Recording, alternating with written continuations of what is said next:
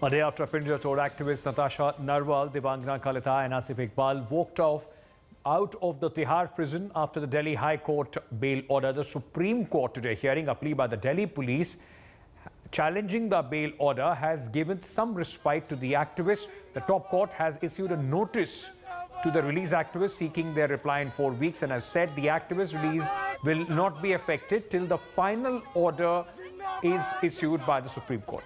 However, the Supreme Court noted that the Delhi High Court judgment should not be a precedent till the time an order is passed and shall not be relied upon by anyone before any other court, as it has pan-India consequences. Remember, in fact, 3 of these activists, when they came out, the High Court had come down very, very heavily, completely tearing apart Delhi police's case, the UAPA case, which was of conspiracy to riot. These activists were protesting against the NRC-CEA anti-protest. They were part of it. And later, when the riots took place, the Delhi police arrested them, saying that they had played their part in the riots as well.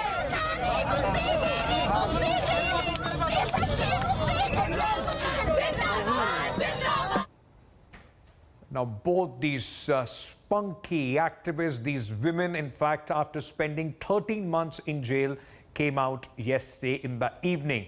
And when they came out, they still had that energy, that fight in them. Now, they spoke to Rajdeep Sardesai exclusively after being released. Listen in. I want to ask you this, Natasha. It's been a tough 13 months for you. During this period, you lost your father, Mahabir Narwal, a few months ago. You couldn't be by his bedside when he passed away. Does that, in a sense, still rankle with you, that there is anger against the system, the police, which dubbed you as terrorists, charged you under UAPA, tried to even delay your release till the very last moment? Is there anger at the way the last 13 months have gone, particularly with what happened with your father? Of course, there is anger, there is sadness. I think that's the only thing which, otherwise, I don't think surviving this year has been anything more difficult than that. And it is because of being incarcerated, the kind of cost that that must have wrought on him, his health, and that is how he succumbed to COVID. And in the kind of circumstances which were there in the country, for not just him, and angry for every life lost in this pandemic due to the failure of the state to provide adequate health services to the country. And my heart goes out to everyone who have lost their dear ones. Any regrets, though, in any way? As you look back, any regrets about your involvement in last year's protests against the Citizenship Amendment Act, which then the police said was part of this wider conspiracy that you and Devangana and Asif were accused of during the Delhi riots? Any regrets about your involvement in those protests, Natasha? Regrets? I don't know. I don't think I have any regrets for my participation in this movement for asserting our democratic rights of dissent and demanding accountability from the state. I think the only what you can call regret is that we could not carry the movement forward, and it was suppressed in the brutal way that the state did it. And I hope that the struggle still continues in other ways and we get justice. So you're also happy. I can see you beaming. I spoke to your mother, Kalpana Kalita, a couple of days ago. Remarkable woman, was very dignified. Your initial reactions now that you're finally out after you've been released on bail?